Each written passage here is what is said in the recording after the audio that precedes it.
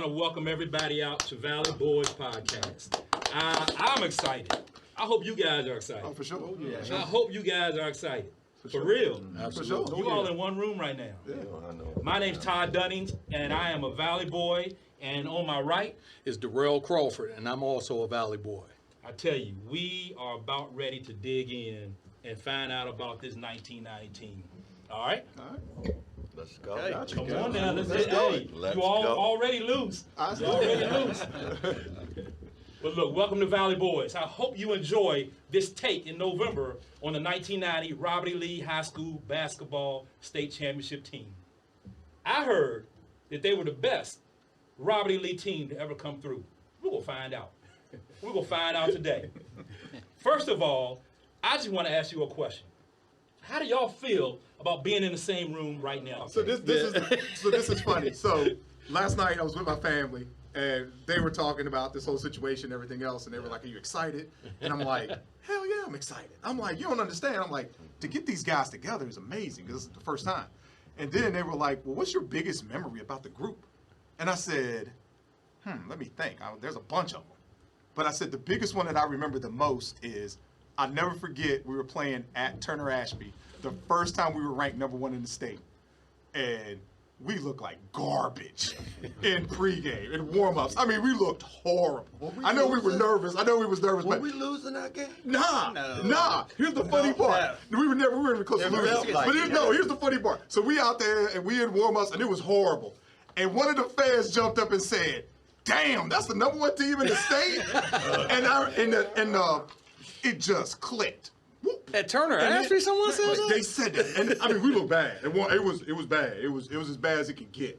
And I never forget that click just flipped, and it was like all of us collectively was like, "Oh, we about to show y'all the hell what's going on." And I think it was like 28-2 at the end of the first quarter, type thing. And it was within, and we still had 4 more minutes left. Oh, wow. And Coach, Coach did what Coach always does. He'll take us out, and then be like, "Y'all ain't getting it done," or whatever the case may be. Right. Then to put us back in the second quarter to just try to absolutely dominate. Right. Then be like, "All right." Like the fire. Like the fire. All right, And that was just the funny thing that I remembered, like, in that situation, just saying to yourself, like, damn, we was the #1 ranked team from the start all the way through. Yeah.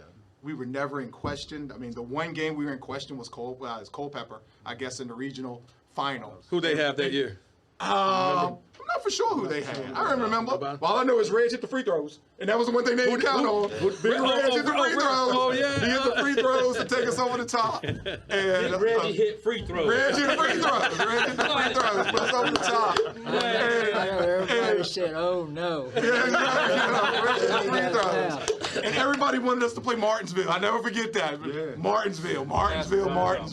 Was Charlottesville still in the district? Charlottesville was in the district. Okay. Yeah, we beat Charlottesville in the district final. Okay. And they were the biggest adversaries because we never beaten Charlottesville. Yeah, ever. at that point. Yeah, at that point. Yeah, we never before our beat senior year, we had never beaten Charlottesville at all. Yeah, and so we beat them at home, and then we had a tough game at their place. And then we had to play them again for the 3rd time in the district finals, and that was the game that Keith couldn't play half the game.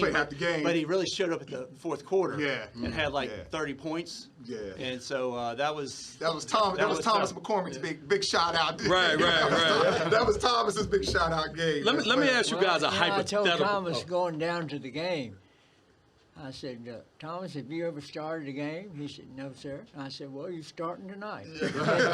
How did he feel? How did he feel? And he turned red. And he made like the first 2 or 3 buckets. Yeah, he did. He came out playing well. And then Keith came through in the 4th quarter and just. And I put Keith back in, and I thought he was screwing around, so I took him right back out. and eventually he dominated the game. Yeah, he did. We'll talk about that too. Online stuff. Well, let's just go ahead and get it started. I think that what everybody's looking at, man, is that 28-0 team. This was a very important team in the nature of the Stanton history. We've been doing a really good job of getting out there on the floor with the help of Coach Hatcher, leading us throughout. The basketball style that we had, man, was unmatchable. And, You know, we played against, you know, top-notch competition. A lot of us played against teams like in Northern Virginia, and then, you know, so some of those things have changed since we have played. But I think that the level of basketball is still here in the Valley. With us, there's a lot of bias between like the territories here. If you're not familiar with the territories, like we play Harrisonburg, we play Charlottesville, who else? Somebody named somebody else. Waynesboro. And during this time period, man, it was really rough. Any team out there could have won the states. Everybody had 2 or 3 individuals on the team. It wasn't just one individual. And you're looking at 5 or 6 individuals that was out here and as a collective team. And so that's what really made us successful. You know, But the point is just the fact of looking at this group. Right. Yeah. And just being like, damn, Wow. you know? Y'all back The together.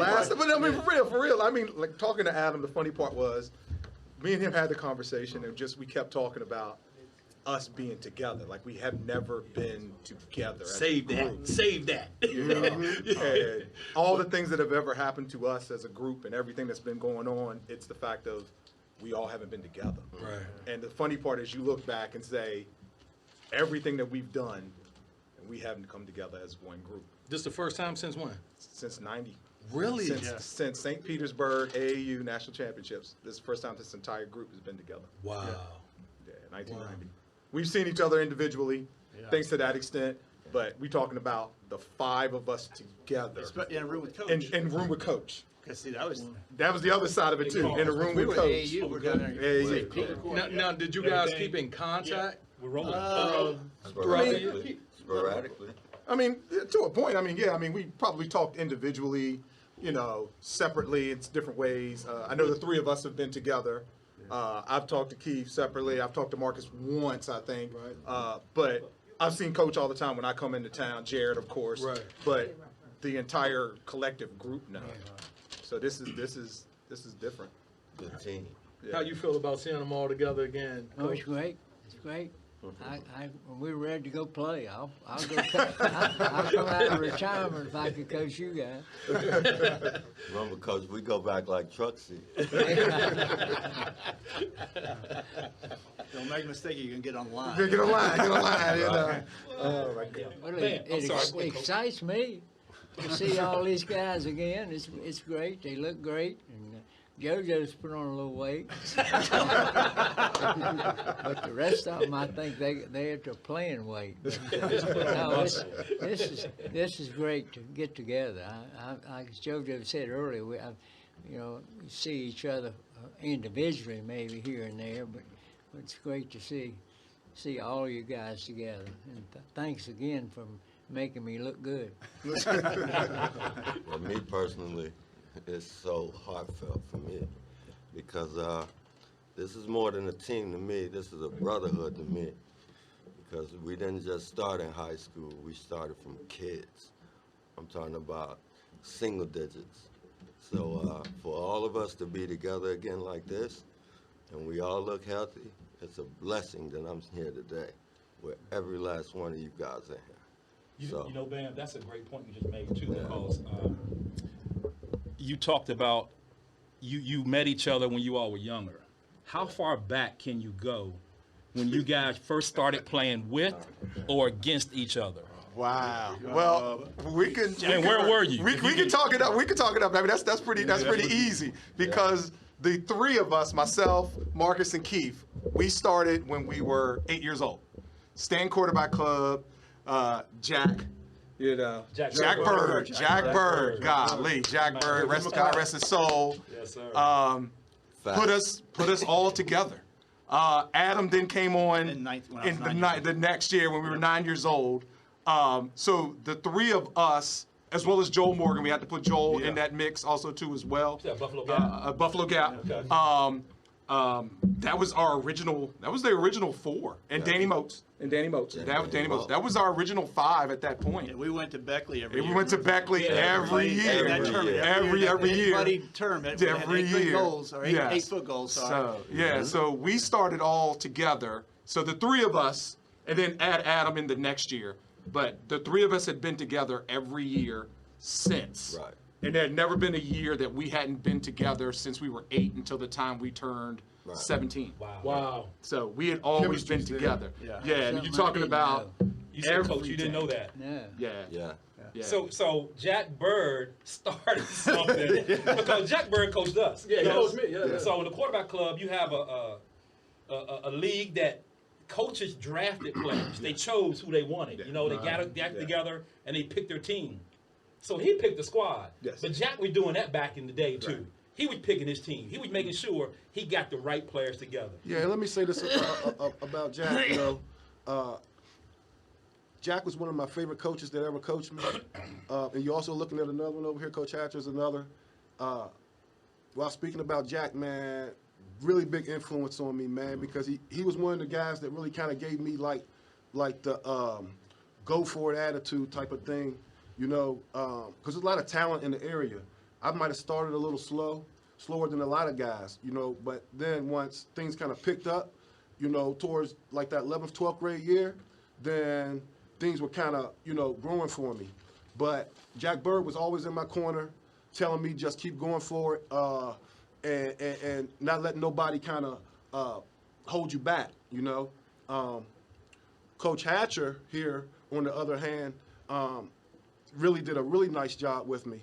JoJo really did a nice job with me because that's really what kind of carved me defensively. Because you got to go in this JoJo in practice. You know, he never gives up, you know, and all that type of thing. He's sweating. He needs salt packets and stuff. You know? So he goes at it, man. He's on the floor, and this is what grooms you, man. Like, and so Coach Hatcher taught me how to be in position. Everywhere I went during my basketball career, Trinity Valley, out in VCU, and some other places, right? I just was ahead, you know. I just was ahead, and I do commend you on that, Coach, because I really didn't have no problems defensively anywhere, and I actually still hold a record out in Trinity Valley, which is over 100 steals in one season. And so we got receipts and things of that nature, but I really want to thank you for that, Coach. Well, you're welcome. Thank you. Go ahead, Adam. Yeah. So growing up, Adam, what were your thoughts on playing for Lehigh? Even when you were in the quarterback club era. Right. Mm-hmm. And what was your Lehigh something like, man, I got to get there. That's the epitome of where I need to be. Well, yeah, you guys set a high standard. You know, going back, I really started watching basketball when, you know, Ralph Sampson came on board in his college years. So I'd go to the Lehigh games and watch, you know, Kevin play. And so, they brought in teams from Long Island. And, you know, they had, Marco Baldi from, you know, Long Island Lutheran. You know, you had Walker Lambiot coming into town from Central Woodstock. And so you go to these games, and, man, Ralph was in the stands. I remember going to a game, and Ralph is sitting beside me. Of course, I maybe sit beside Ralph. And I'm asking him questions, and it's just like, this is amazing to be in this area, to be around all this great talent. And, you know, so it was an honor to make it. A lot of us guys, I mean, you guys made it 10th grade as varsity. I mean, that was kind of unheard of to make that. And to be starting as a 10th grader, too, that was something that, you know, now maybe a few guys got kicked off the team and allowed us to get there, but that helped us. I mean, so it was a big honor, you know, all along to try to get to that point. That was a major life goal in basketball. To make Lehigh basketball was something big. And you know, one of the things I talk about is that it was a culture of winning. That when I went to my first college, Presbyterian College, there was no culture of winning. So I was very disappointed when I went there. The guys didn't have the same mindset. You know, there wasn't this era that you're going to come in and you're going to get people. And so it was hard to play for a different coach after playing for Coach Hatcher. He kind of spoiled me. You know, it's playing with these guys spoiled me because you can count on them and you knew they were going to step up. So it was an honor to play, and it was great. We learned a lot from Coach. I mean, I can tell you from the defensive side of things, and it prepared me for college level. You know, I was probably the best defensive player in any team I've ever played for. And so it was a lot of that can be with Coach Hatcher, dedicated or Coach Hatcher was a big part of that. So anyway, it was a big part to be part of Lehigh basketball, and to make it as a 10th grader was a huge honor. It's a legacy. It's a legacy. It is. I mean, Go ahead, you all Reg. are sitting in a legacy. Can I tell you a story about Adam? Absolutely. Go ahead, definitely. Let's get you real close on this. When he was a sophomore, I brought everybody in and I talked to them about what I had planned and this, that, and the other, and see if they liked what I was telling them. If they didn't, there's the door, And so I told Adam that he would be on 24-hour call. He would play JV and play varsity and whenever I needed him. And I told him we'll go back to the JVs. And the last player to come in was a new guy, and they're always last. I go through the varsity, then the JV, and then the newcomers. And I gave him a spiel and all that. Told him what number we had. He said, I didn't want that one. That floored me because I was used to guys, give me anything, coach. I don't want to wear a Lehigh uniform. He said, I don't want that number. So I go across the hall. I said, okay. So I go across the hall and open the locker room door, and I said, Adam, are you still here? And he said, yes, sir, coach. I said, well, you're wearing number 52. Oh, fine, coach. And I said, report to the varsity. And the kid, I would say, the next year, and I always had a rule, sometimes we had a discipline pit, but the next year we start fresh. Right. Yeah. And so he came back and he made the team. He was a pretty good player, but he just, he didn't want my number. And I said, when I got through talking, I said, do you want number? I'll take it. That's all right. And you make that team, well, you better grab anything. You're right. I don't know what number it is. You're right. I wanted 32 because my brother, Tracy Toy had. I was mad. He threw 20 at me. Hey, you got to make it what it is, right? Yeah. You got to make You it didn't have to wear what it is. those 32 booty huggers. Whatever shorts you got, you got. Go ahead, Reg. Wow, wow. I just want to say, listening to you and Marcus talk about the quarterback club. My career didn't start at the quarterback club. I didn't even start while y'all were quarterback club, and I was out fishing and doing all those fun things. That, There you go. So I just was I do remember going to a quarterback club game and. Old Larry Thornton hooked up with me, and he gave me the spiel that you tall enough to play. You need to be out here playing, and that's kind of what got me into playing basketball when I was like maybe 12. Yeah. I was I didn't start till I was like 12 or 13. Hey, that's when I met Reggie out there. Hey, we were playing against him. We were on a road trip. I mean, I was like in elementary school, and I was going along with Dad as a manager. Mr. Holly got on the bus and said, there's this Waddy kid that's related to Clifford, and he's like 6'1". And he's like in the 5th grade. We were like, we got to figure out who this guy is. That might have been when Larry started searching for you.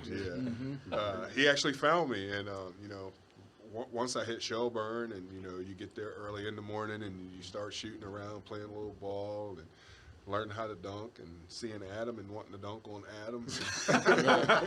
That's kind of what inspired me to start playing.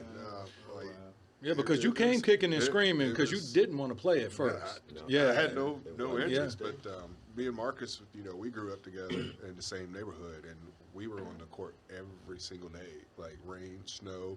We were out there every day, just hooping. Just me and Marcus. When did you fall in love with the game? You started in the 5th grade.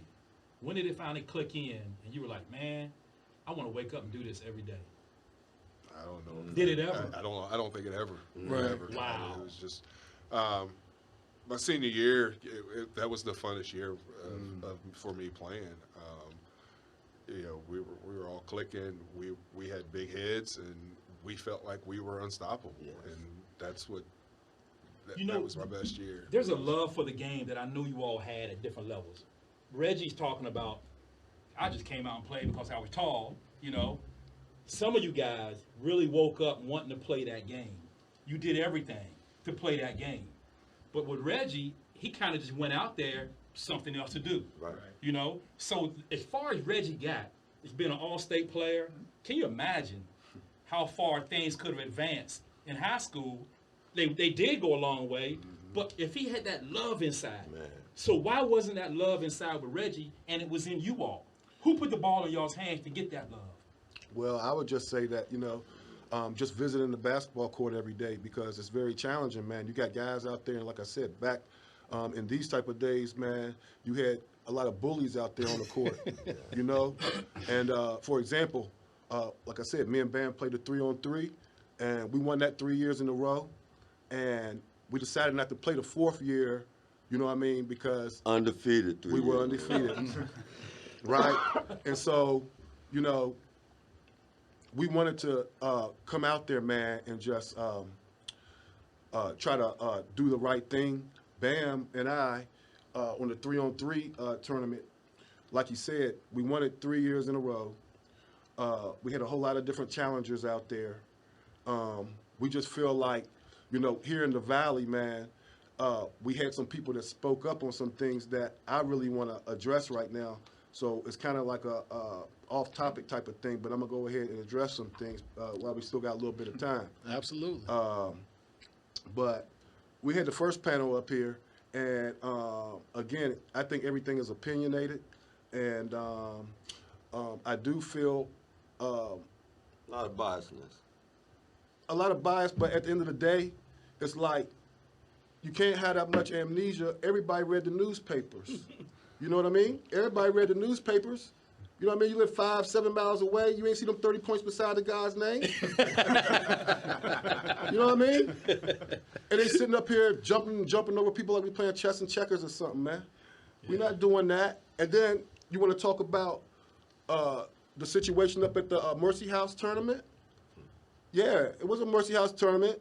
You try to give me a little leeway with the 30 points, but no, it was a 40-piece.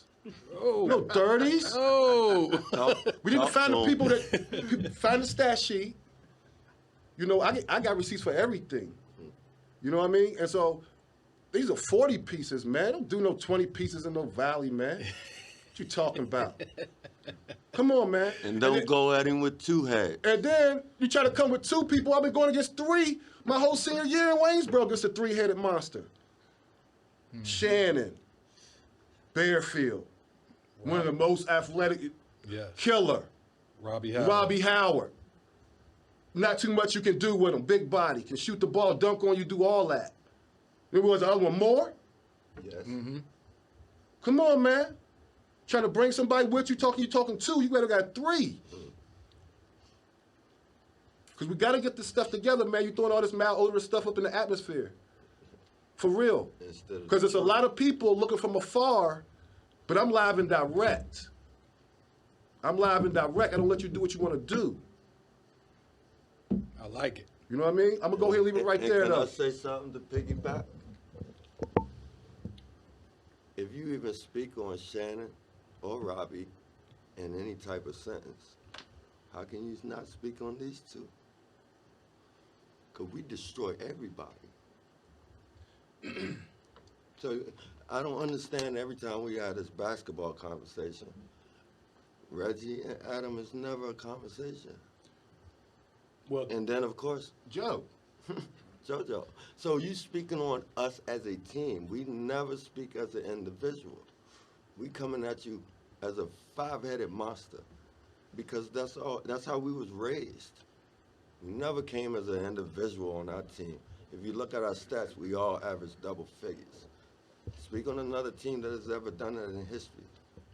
Well, even not to piggyback off of that, Bam, not to mention, if you look at these five players here, now at the time JoJo goes to Elon and you end up at Longwood, I don't think that they're D1 schools at the time, but right now they're D1 schools. Mm-hmm. So essentially, you got Marcus, VCU, Adam, Longwood, Reggie, anywhere in the country he wanted to go. JoJo, Elon, and Bam, anywhere in the country he wanted to go. That's 5 Division I players in the Valley District on one team. Right. I don't think another team came close to that. Coach Hatcher, would you? No, I think that's the only team that all of them went on somewhere else. Yeah. We had a lot of guys go, but not on from the same team. Right. Did you ever have a team that averaged double figures? Your whole starting five, Coach Asher? I don't think so. What's the thing about you guys? You were balanced, and all of you could score, but you scored when you needed to. You did what you had to do, and Talk to him, Coach. The defense was immaculate. yeah. Hey, JoJo at the head of that thing, man. For real, man. These guys couldn't get the ball off the court, man. This is the way I want to talk, because this is truth. Like, mainly once Well, that's the Coach Hatcher thing, you know. stump JoJo his take foot. the ball, and he'd turn him towards Keith, or he'd turn towards Marcus, and they'd come up and trap, and there to go, making a layup on the other end. And That's right. And the thing that impressed me about you guys, you were all business. Yes. You didn't come out there and screw around. You was no decided selfishness, you no decided selfishness. a lot of the games in the first quarter. Whoever. You know, because the way you played together, no selfishness, and you was just a treat to coach. And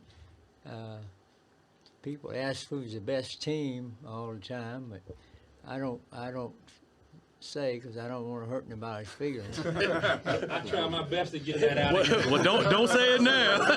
He wasn't telling me nothing. I'll tell you, I wouldn't have traded you guys for anything. Oh, I'll wow, tell you that's that. all right. I'll tell you honestly. I mean, I look at it a little bit differently. A lot of people talk about who's the best team, whatever the case may be. I have to go back and being honest with ourselves. 84 is the team we all looked up to. You can't not sit back and say 84 wasn't the team that you looked up to. 84 was that team that all of us molded ourselves to want it to be. So growing up as a kid, it was all about R.E. Lee. It was all about finding out what that thing said on that little emblem, the little number one finger with the basketball. That's all I wanted to know what it said. I wanted to have that on. That's what I wanted. I don't give a damn what it took. That's what I wanted. And Miss Hatcher, she was the reason that basketball was basketball, because I was a football kid. I was a football kid. She was my fifth. Yeah, I played everything. So 5th grade, she was my teacher. She said, put the football down. You are going to be a point guard at R.E. Lee. That's what you're going to be. She was like, I don't give a damn what it takes. That's what you're going to be. Wow. And then, again, I have to give kudos to the guys that I was with. Keith and Marcus were my ride or dies. They were the threes they was the two that was with me. Yeah. We were the three that was always together. We did everything together. Adam came into the mix next. Reggie was the guy that we were the senior all-stars when we were 11. Right. And Reggie was the biggest dude out there, and we had to play against him, and we was like, all right, we're going to figure this out. We're going to figure this out. And then all of a sudden, Reggie got to Shelburne, and we was like, oh, thank God, Reggie's on our team. That's a help. For us as a group, I think we had always underachieved. That's the best way to say for us. Mm-hmm. We underachieved. Our sophomore year, we were thrown into a mix where we had what we had, and we were Steve McCormick and 4 sophomores. Mm-hmm. And that's what it was. It wasn't anything else. And then Coach was like, we're grooming this for the next year. Mm-hmm. And that's what it was. And then that junior year hit for us, and we lost Marcus. And that hit us in a location and a blow that just was different.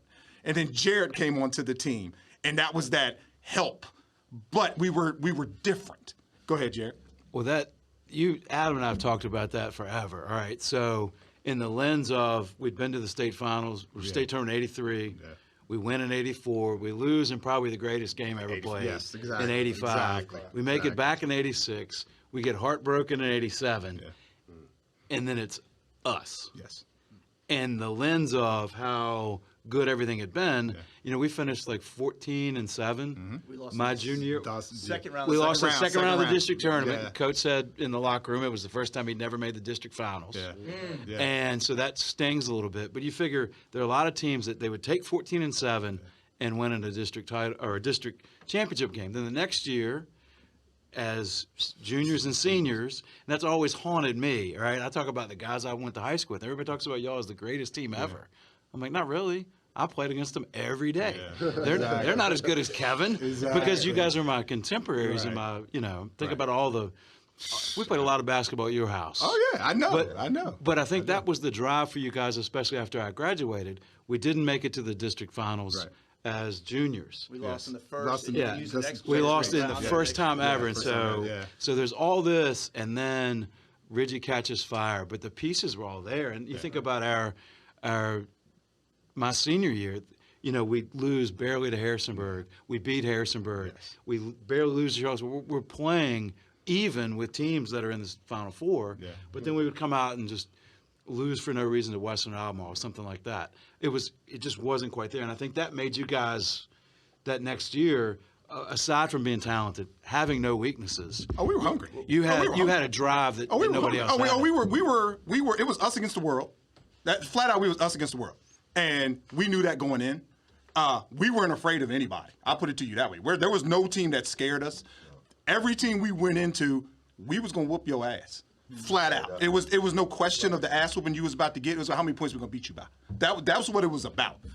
That's what it was about. Did y'all have that mentality? The mentality was... We didn't get that until Alta Vista. Because the first 4 games, yes. we were working with different groups. And then we came on as a group. Alta Vista started these 3 guys here, and me and Reggie behind, and that was when it turned it on. We had 15 dunks. 15 dunks. Yeah, everybody dunked for me. Yeah, everybody got dunked for me. That's all right. Everybody got dunked for me. That's all right. That's all right. So it was one of those games that we used to kind of put together. And that's the game where I remember Reggie. I was just looking at him, and I didn't have to say anything, and I was throwing it up, just letting him go to get it, and it was like this is the chemistry.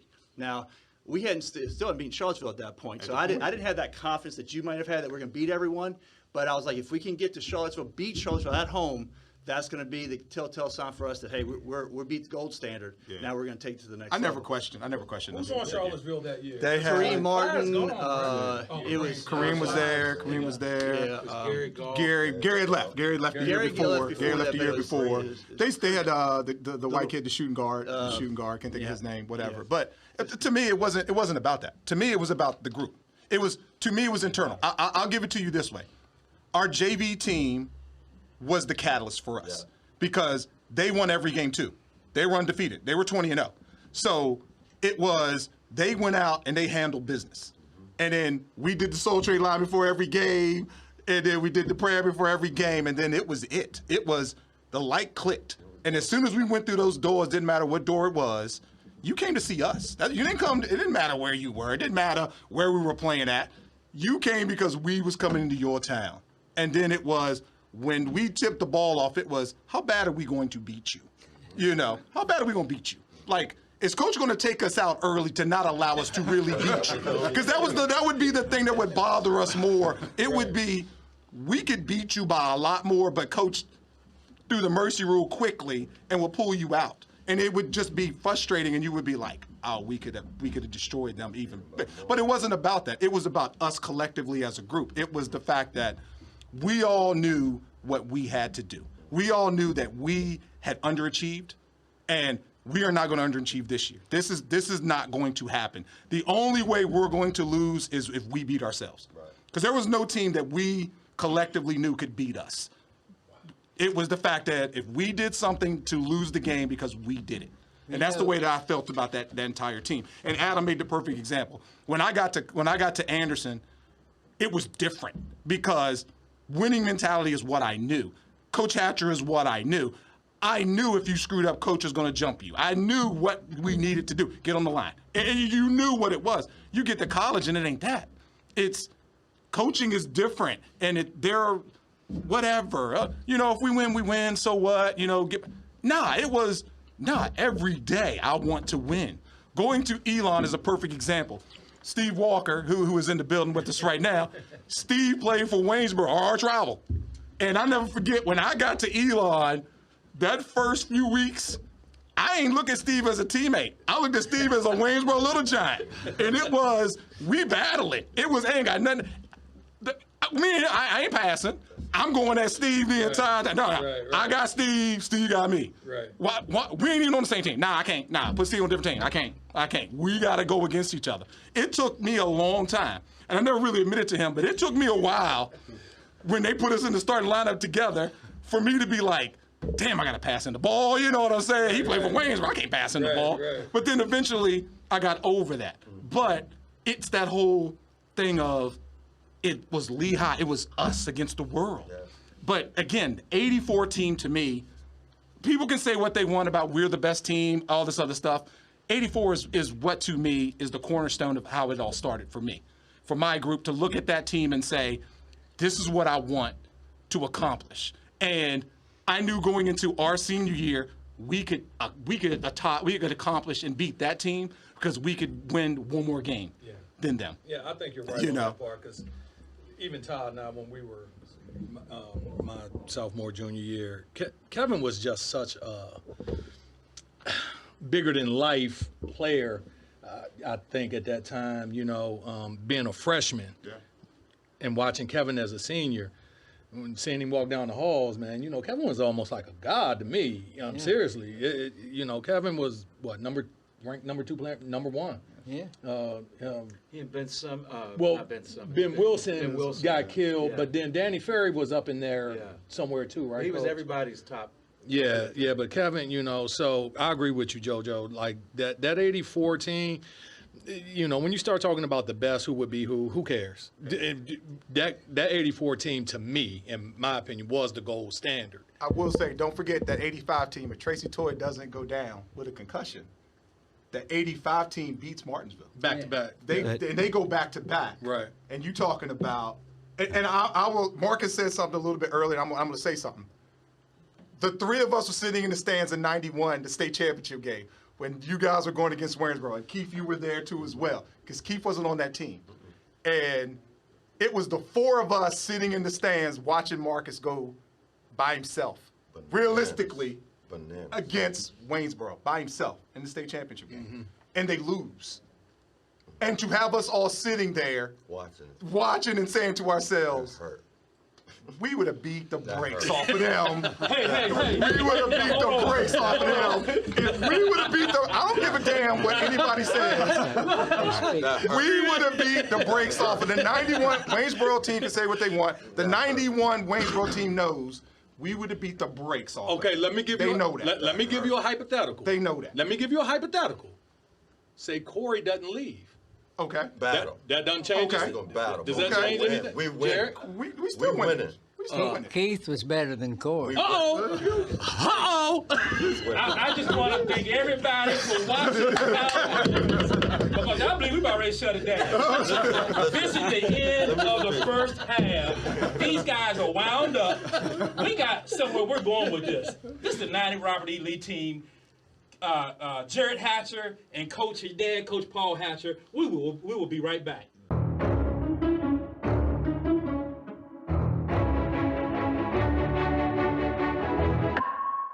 Hey, welcome back. Welcome back to Valley Boys. We are, oh my gosh, Darrell, what do you think so far, bro? Well, it's a lot of controversy going on. It's some controversy. It's some hot takes. Controversy. You know what I like about this is that you all have some passion behind what you're talking about because you lived it and you feel it. And you feel like you guys had the jail and you were the greatest team to come through at that time. I love that. There's an end game to this podcast. I promise you. This end game is not even about you guys. This end game is about the people that are coming behind us. All right? Absolutely. So we're going to get there. But I want you to keep chopping it up and telling us what it is about the 90 team that's the greatest, okay? So right now, we'll do a roll call. We'll go around the room. We'll introduce who we have in this room. This is the Robert E. Lee High School 1990 boys basketball team, and we're starting over here. Adam Huffman, Longwood College. Marcus Reed, VCU. Jared Hatcher, Bridgewater College. Paul Hatcher, Coach. I went to Bridgewater also, and coach for this. I was the one that got to experience coaching these guys at Robert E. Lee. Keith Scott, Trinity Valley. Joe Stewart, Elon College. Reggie Waddy, Allegheny Community College, transferred to JMU. We have some D1s, D2s, D3, JUCO. We have everything in this room. When you all came through Robert E. Lee in 1990, you all had that team. Who was your biggest competition? Who did you hate to see? Of course, let's be honest, Waynesboro. Yeah. Why? Waynesboro. Why Waynesboro? Because Waynesboro's our natural arch rival. Because it's Who told you that? Waynesboro. Who told you that? Because it was Waynesboro. It doesn't matter, because we all, again, you got to remember, as a group, and again, I'll go back to our younger days, Stanton Quarterback Club, the whole deal. When we grew up as kids, it was Stanton versus Waynesboro. Whenever we went to tournaments, it was us against Waynesboro. And then as we migrated, the funny part was the winner, which was generally always us in most regards, let's be honest, the Waynesboro players would migrate and play with us. So let's not forget, Corey played with us forever.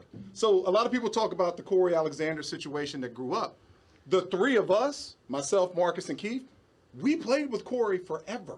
So it's not a scenario of we don't know Corey, we don't know Corey. We grew up with Corey forever. Right.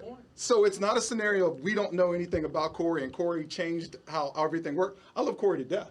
I was about to say. But let's not, I mean, we're not going to cast any aspersions and be like, we knew Corey from the time Corey was young. Right. To the time that We Corey grew up- became to we what grew Corey up with. became. So it's never something that we're never going to denigrate anyone and be like, well, Corey wasn't this. Corey was amazing as a player. But We let's loved him. not, Y'all wasn't dugging no but, bread, huh? but we're not going to sit there and I'm not going to sit there and say that with everything that went into play that Corey was a big part of what we did in the AAU side of everything else.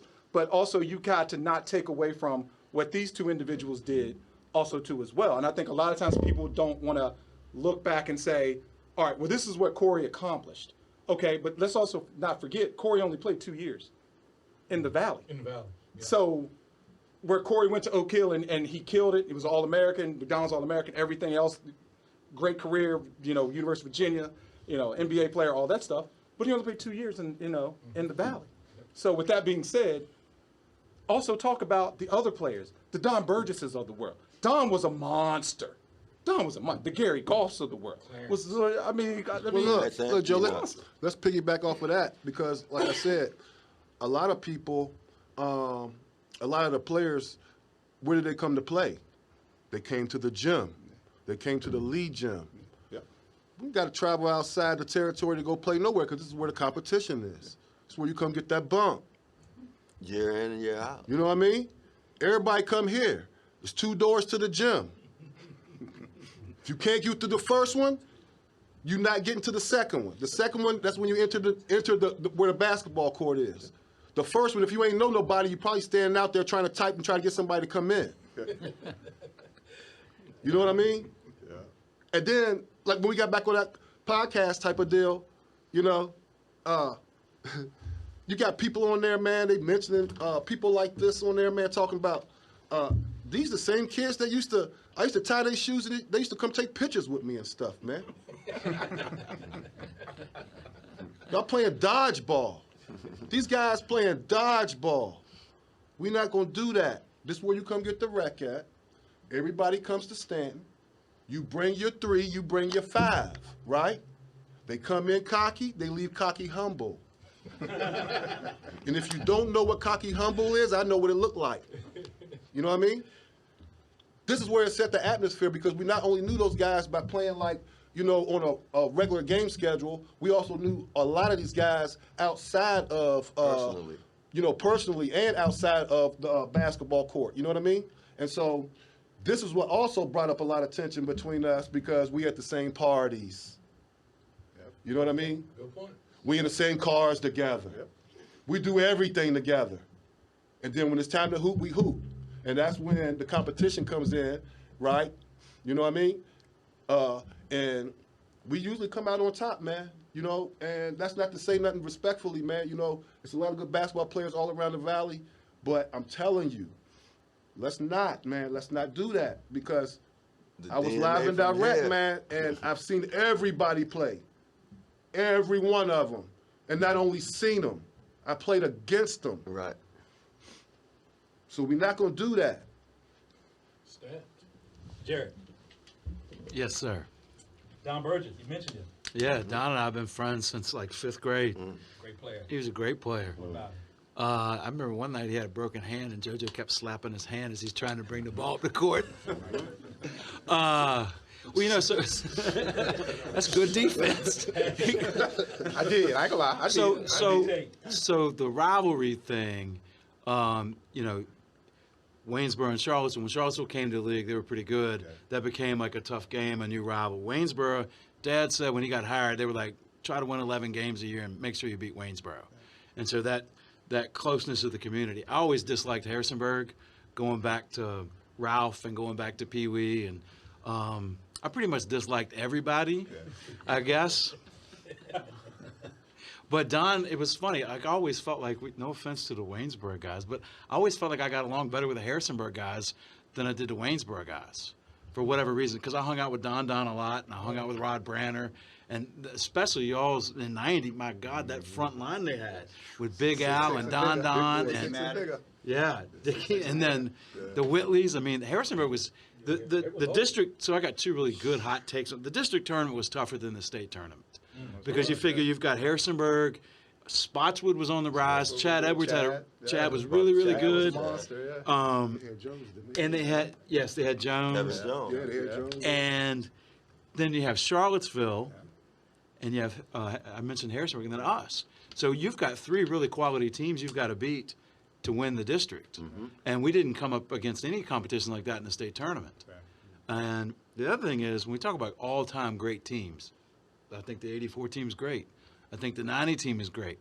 I think you mentioned 85. That's the team I say safely is the best team, because that way you don't offend anybody and we feel sorry that we lost and all that. I think the 04, 05 teams that he coached and I coached together were pretty good. Eli and Tyler, and then I kind of like my team in 2017 that won a state title. But so I would say we'll just take all our guys. In Waynesboro, you go get all your guys, and Harrisonburg get all your guys, and Charlottesville get all your guys, and we'll put our best teams together and your best teams, and we know how it's going to come out. We're going to hang a banner. Jared, let me ask you, and Coach Hatcher, you can chime in on this as well. What do you guys feel about the current state tourney? Like three different format. Yeah, the current format. Be honest, please. I'll let him go first. Yeah, of course, I think it's terrible.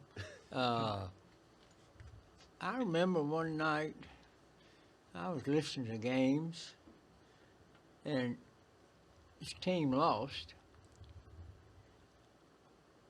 And the next week, they were playing in the state tournament. We had to win a bunch of games to win the state championship. I just don't agree with it, and they keep watering it down. And everybody, if you got a team, you can go.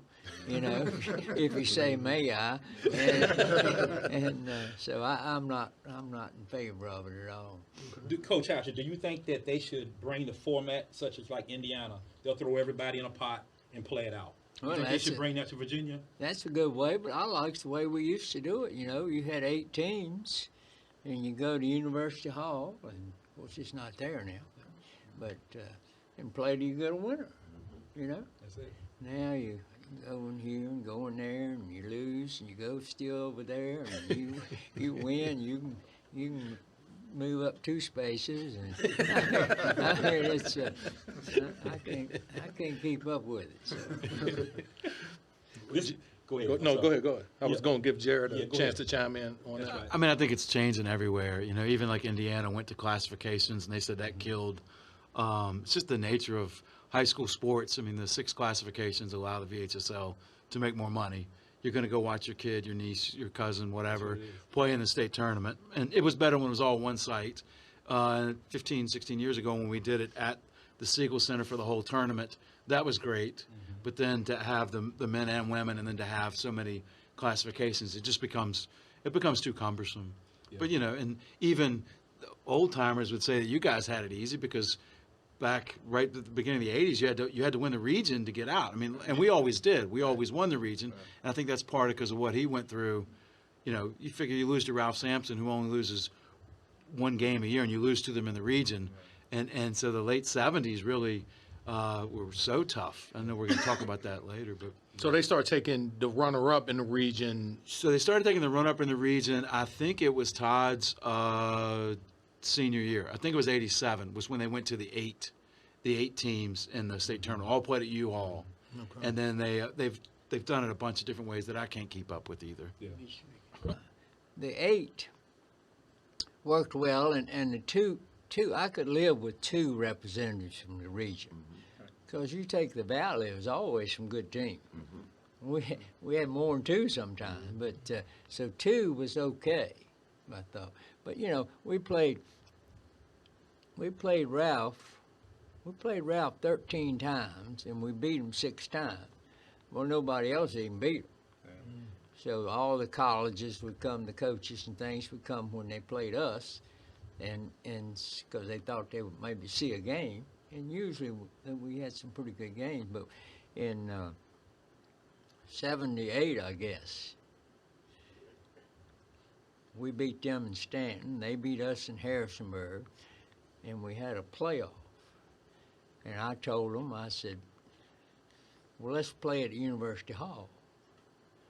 They said, well, I don't know. I said, yeah, they will. I said, they want Ralph, and they're not going to say we can't play at University Hall. And we did, and they beat us there. They beat us about 11 points. The next week, that was a Saturday. The next Saturday, we played them for the district championship, beat them 18 points. I mean, we pounded them. And then the next Saturday, we got to play them in Culpepper for the regional championship. I said, how many times you got to beat a guy like Ralph? I mean, give us a break. No, and that's Big Mike and Tony. No, Tony wasn't there. Tony wasn't there? I don't think he was. No. Just Big Mike? Okay. And they, we had the last shot to beat them. We held the ball. It was in the 30s. You guys wouldn't have liked that. You do what you got to do. And we missed it. And then overtime, they hit one of their guys, Dickerson guy. He didn't have 10 feet of range, but he hit one from the corner. And they beat us. And of course, then they went to the state and wiped everybody out. It wasn't close, you know, but there would have been a case where, you know, may I let us go, let 2 teams go, you know. But, we were talking about Culpepper a while ago. 2 or 3 things about Culpepper. That was the only game you guys were behind in the 4th quarter. I don't know if you knew that or not. That is very true. The only game in the 4th quarter. Down 6. I remember that. And also the person that come out of the stands after Keith, remember that? I can't forget that. I said they picked the Scott. That was the wrong one, because Scots came from everywhere. Yeah, of all the guys that tripped, that was That not was the one guy. He tripped me. Yeah, it's all right. No big deal. We're good. We're good with that. So, Coach House, you said a guy came out of the stands after Bam. Came after how? So let me tell you this story, because put that because out. at halftime I was inbounding the ball, and this little punk comes behind me, elbows me in the back, and runs up in the stands. Okay, and of course I thought I'm not going to chase him down. And then at the very end of the game, we started to come back, and we were getting the lead, and Bam was on a fast break. Okay. And this guy runs out on the floor and just trips him. Yeah. I mean, and then runs back in the back there. Now, the luckiest thing for this guy was the cops got him before all the Scots got him. Yes, sir. And so I always thought, man, he was a lucky guy that night, because they got him like that, and they took him out. And if they had got him, I mean, there was people coming on the floor. Did the refs call a tech or anything? They called a tech. I think we shot a free throw and got the ball back. Yeah. Right. But by that time, I think we were already winning. We were up 5 at that point. It wouldn't have mattered. But the point was, the thing was, so the game before that is where all this started, because we got a steal, handed it to Keith, and Keith got the poster dunk that's on the news the next day, and it's the same play. Literally the next day, same play. Yeah. I get a steal, give it to Keith, Keith's about to go in, something disgusting is about to happen, and the kid comes and trips him.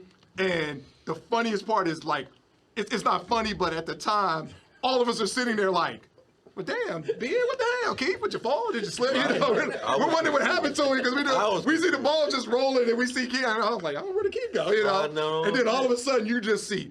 Oh, so y'all never seen y'all never saw None of us saw the trip until we watched it on tape. No, I saw it. Yeah, I didn't see it. I'm so far down the court. I got to see things. I didn't catch it. Adam was the trailer. I was back on defense.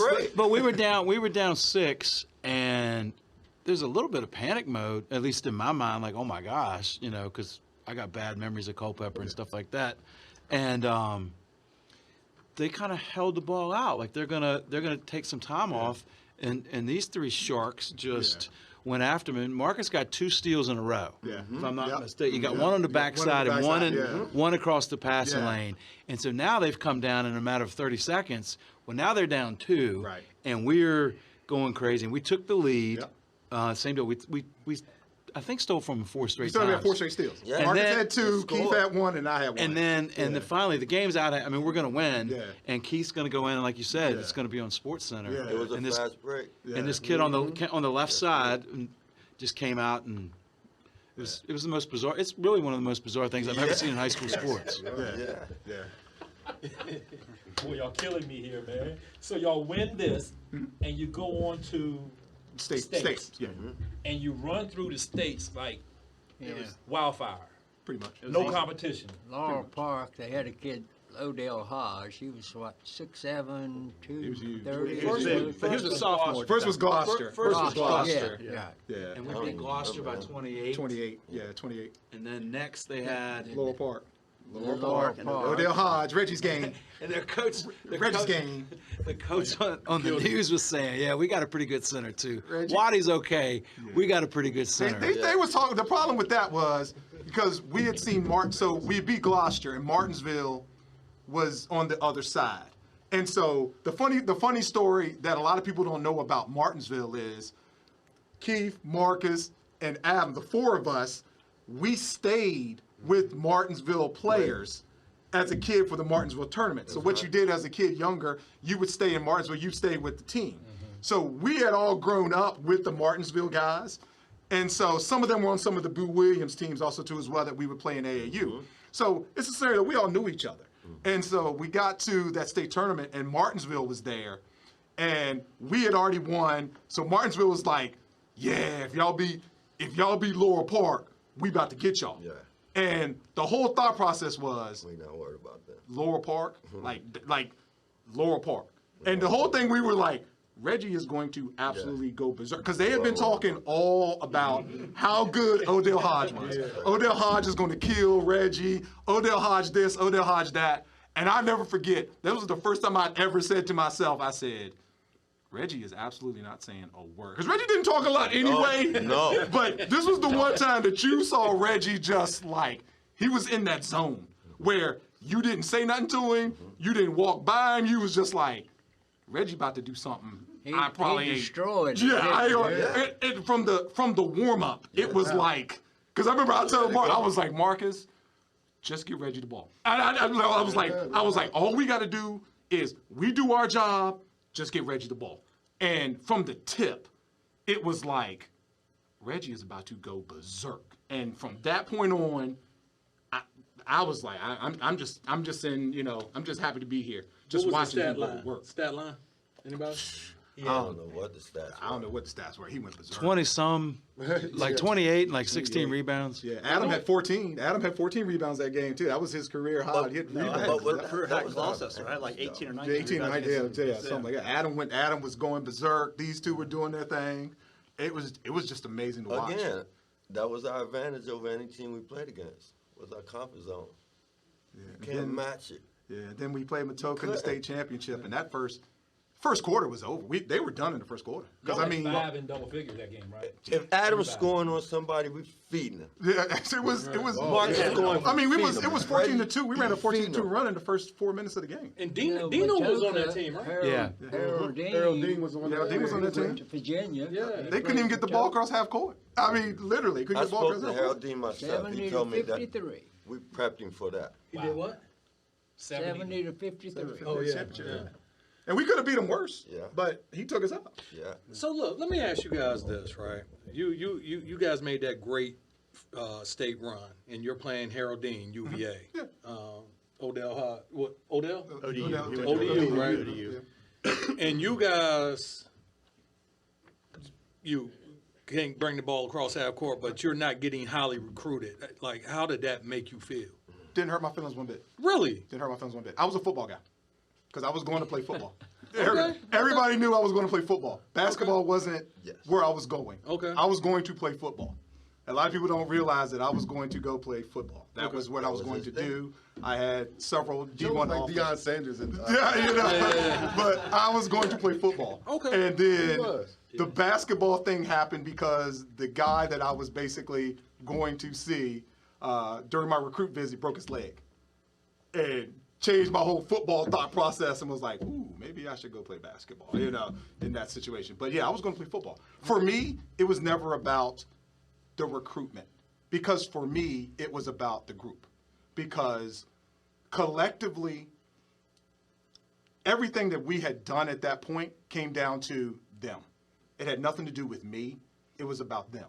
It was about making sure that I took care of the group. My job as the captain of the team, the motivator of the team, it was never about me. It was always about them. It was about us accomplishing our goal. And our goal was to win. And it wasn't about winning to where we won by 1 or 2 points. No, it was about dominating to where no one could ever say that when they came and saw us play, they saw the best team or the best situation they'd ever seen play.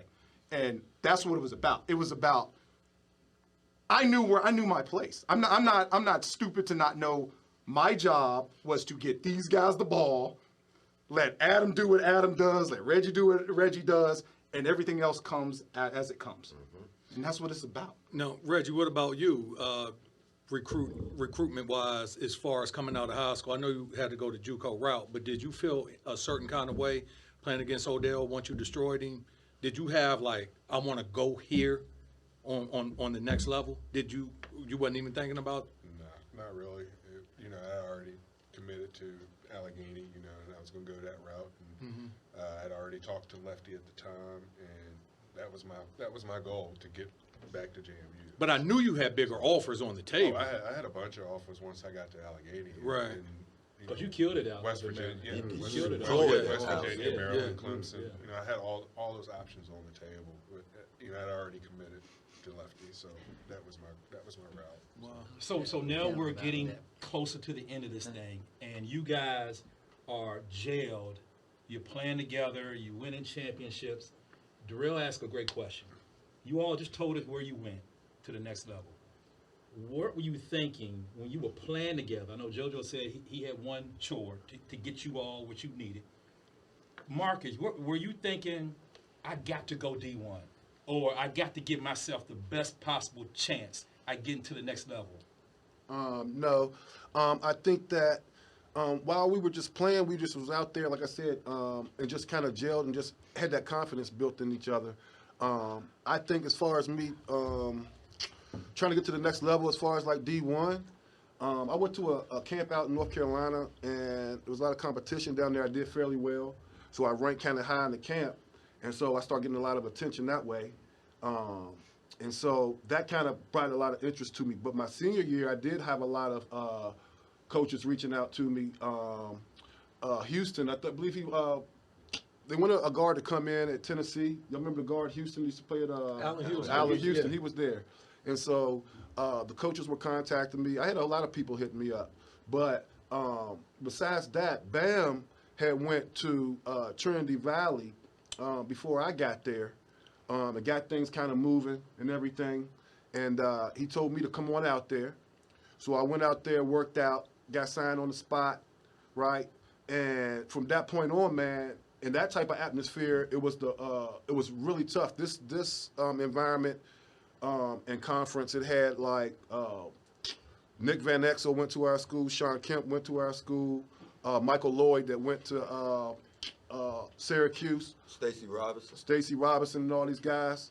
I had hurt my leg my first year, so I had an opportunity to really watch Bam get in the mix with some of these guys. And so a lot of people don't know. I've been around Bam pretty much my whole life, right? So we've been balling a lot together, so we know what each other are going to do. But when we got out there, man, look, Bam was dunking on guys. He was going against Michael Lloyd, holding his own. I mean, actually doing it. And so, like I said, I hurt my leg that first year. The second year, I went on and came back out there, right? Had a very successful year. And Bam can tell you, our coach used to stop the practices for us to even go to the phone. You know, they call us to the phone because coaches want to talk to you. When you go back to the locker room, and if anybody's watching this, I mean, it's all facts. Like, the coaches will get on here and scream on it too. But at the end of the day, we go back to our locker rooms and just letters just fall out, 50, 60 of them, all D1 schools. And they visit you every day. They visit us every day in the gyms. They're going to always speak to us. Right. Couldn't always speak to you, but they was always in the gym. And from that point, really, I knew that I had a nice space somewhere because I actually wasn't going to choose VCU. I actually was going to go to Minnesota, right? But Bobby Jackson was the same era. Bobby Jackson signed like 2 days before I did. The coach still called me and told me that he still wanted me to attend. But, you know, I wanted an opportunity since this guy, you know, had already signed. I knew the caliber of player he was. But I didn't want that type of competition with me only having like 2 years left, which was a smart move, you know. Yeah. So was that the view of most of you guys when you came out of high school, that you wanted to go to the next level, or? You already know my story. Right. So that's what you wanted to do, right? Yeah, man. You were hungry to get to that next level. Man, hungry isn't even a statement. I was starving for that moment. You got to think. It didn't bother me. My situation again was, I had athletic opportunities in football. Right. The basketball opportunities then came, and it was the scenario was, hey, I'm gonna get a free ride to go to school. That's gonna pay. So hey, I might as well take it and whatever comes. Yeah. So, and Adam, what are your thoughts going to London? So I was pretty fortunate. I went to a lot of basketball camps because after being in Reggie's shadow for a while, I didn't get a lot of stats. So I was able to shine at some of these Prep Stars. Matter of fact, was a camp down in Charlotte. And I played really well in that camp. There's 2 centers that were ranked on the All-Star team, me and Rodney Rogers. Luckily, I never had to face him because he left the day before because he was flying out to Nike or somewhere. So I was fortunate to get, had good notoriety from that. So I got a lot of college coaches calling me from there. So I had a lot of, like Western Carolina offered me a scholarship, but Mitch Madden had just gone there the year before, and I think he transferred to George Mason. So I was talking to Coach, and we thought that wouldn't be a good opportunity for me. So I ended up going to Presbyterian. It's a small Division II school, but I was trying to be the bigger fish in the smaller pond. And didn't have great success, wasn't happy there, went there for the wrong reasons. Coach, I didn't listen to him. He told me, go to a school that if you're not playing basketball, you're going to be happy. Well, I wasn't going to be happy there, but I just went there to play basketball and made a huge mistake. And then I transferred to Longwood, and it turned out to be a great opportunity for me. After your first year? Yeah, after my first year, transferred to Longwood, had the major that I wanted, played with a good core group of guys. And then my last year, we won 19 games in a row. We were ranked nationally, went to the NCAA tournament, got to the second round, and so we were really successful. So I really got more of my notoriety from camps, the Prep Stars, 5 Stars, and things like that. Did you have to sit a year when you transferred? I did not because it was Division II. Okay. Yeah. Okay. So. All right. And then Reggie, it was either way for you. It was either way. I took the junior college route, and like I say, when I went to Allegheny, my winning continued. I got to play with guys like Eric Mobley. He played against guys like Sean Marion out in Vincennes. You know, and like I say, my winning just kept going. We made it to nationals my first year, junior college. Yeah, we went to Hutch. Yeah. And second year, we went to the semifinals to go to nationals, and doing the warm-up practice, fractured my ankle, and we ended up losing to Vincennes again to go to nationals my sophomore year. To go to my sophomore year. My sophomore year, we ended up losing to Vincennes, and they went on, and I think they won it. But right. So what we're talking about here is, I'm hearing a whole lot about how there's a lot of competition in the Valley. And this is what Darrell had got started during COVID, was Valley Boys. There's so much competition to come through Lehigh. There's so much come through Waynesboro, Harrisonburg. You all are talking about the competition and the caliber of players. We're talking about your 90 team. So with your 90 team being on the table as being one of the greatest Lehigh teams, how come your team or anybody else's team that comes through Lee that's a great team does not make it to that next level?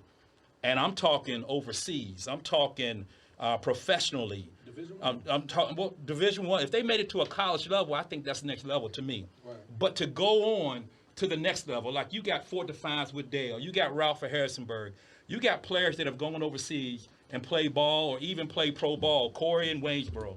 How come Lehigh doesn't have anybody come out and make it to that next level?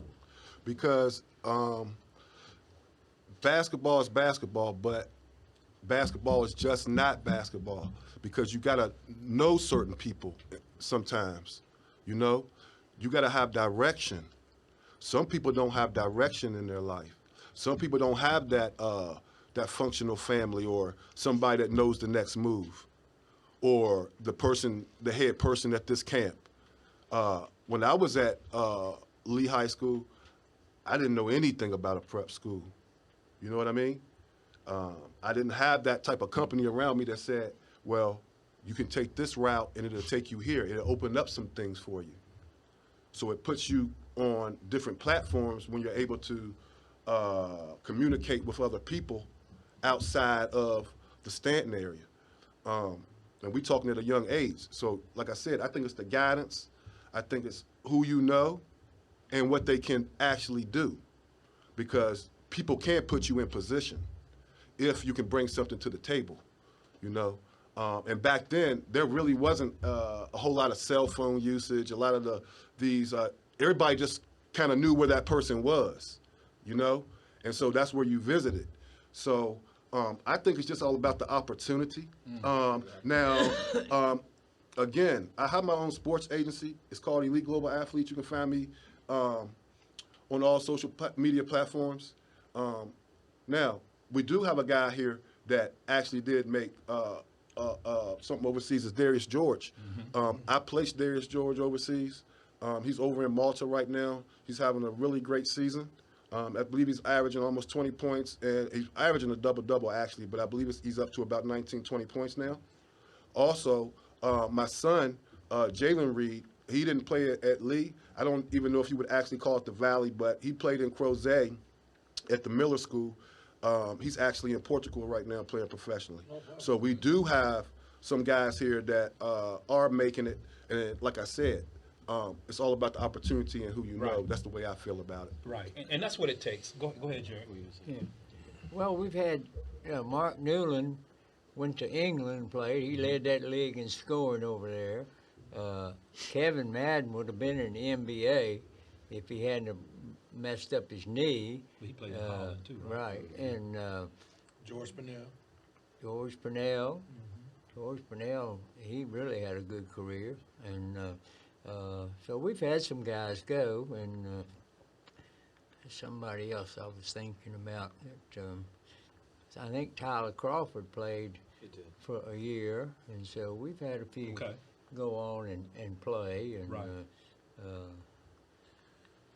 I mean, you think about, like, in your case, Bam, if you don't get injured, I mean, I think that's the thing that you look at every place. There's, all right, so what are guys that can get to college, all right? Maybe they picked the wrong spot. They're not in the right situation. The coaching changes. I mean, I think there's so many things that impact that.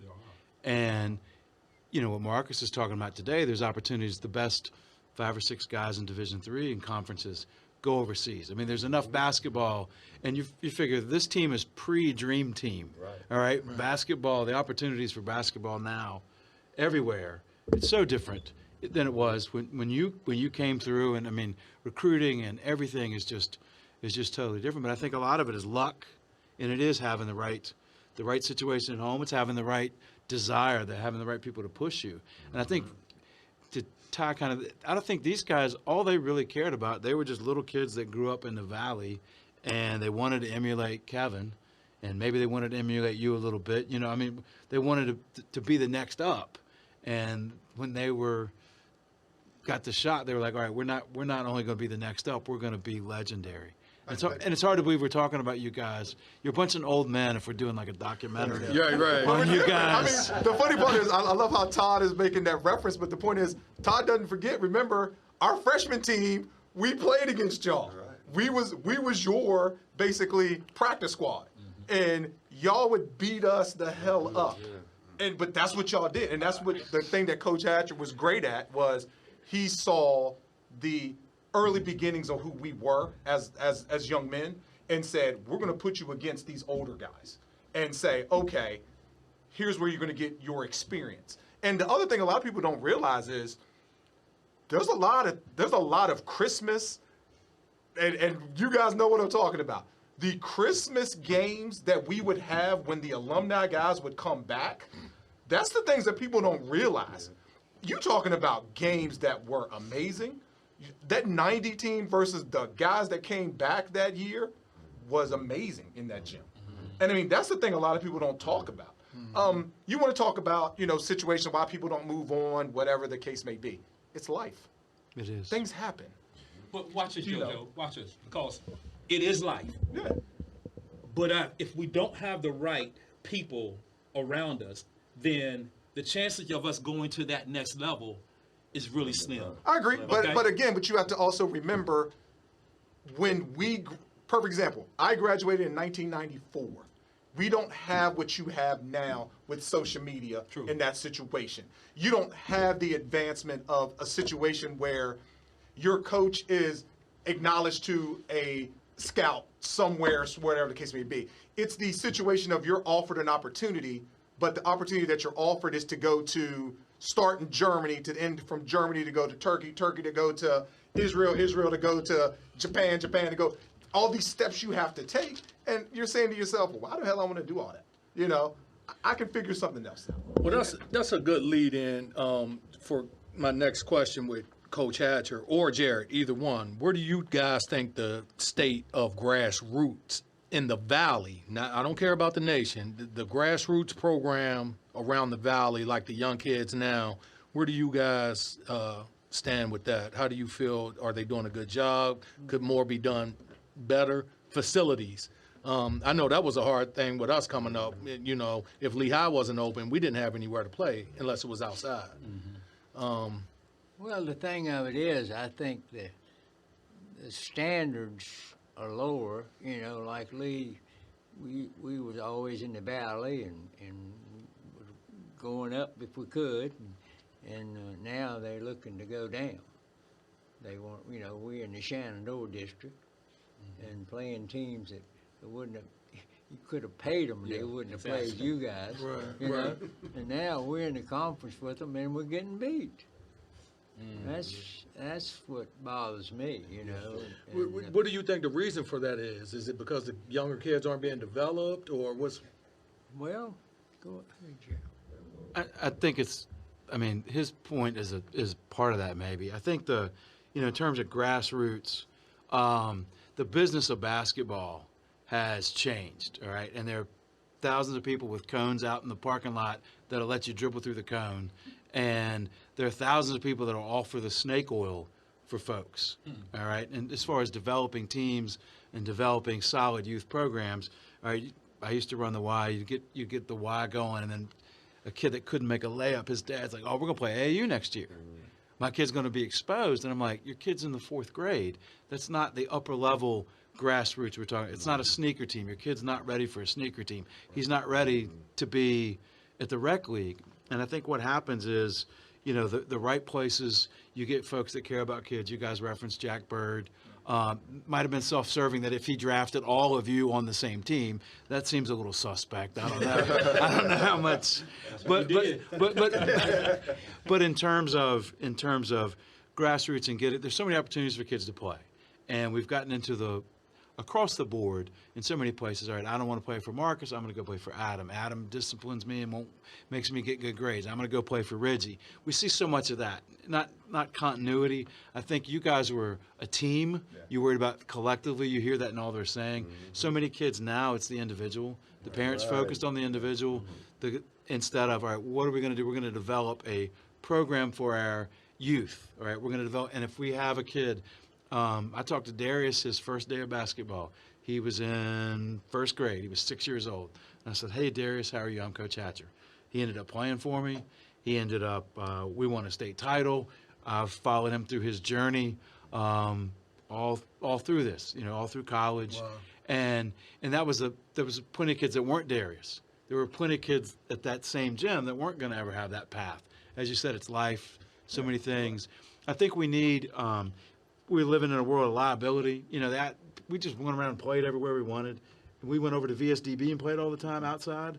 And the security would come run us off. And luckily we knew somebody that knew security at VSDB. And right? You remember that, Adam? I do. And, I mean, I was able to open the gym. And you can't get into the gym places. And I think it's a combination of things. And I think it's the world we live in. And so that props up the ability, all right, let's go to a trainer. Or let's go, somebody's got gym time. And I think it's just changed all the way around. It's really a different world than 5 years ago when I was coaching high school. So what does it take, and anybody can answer this, what does it take if I have a son who's coming up and he's 8 and I want to get him to this next level? All right, I'm not trying to be a ball coach, but I want to get him to the next level where I got my hands off of him. What will it take for him? And what does that look like to get him to that next level? Well, he has to love basketball. Good, love the game. He's got to love the game. And play, he's got to love it. Play all the time. And without being told.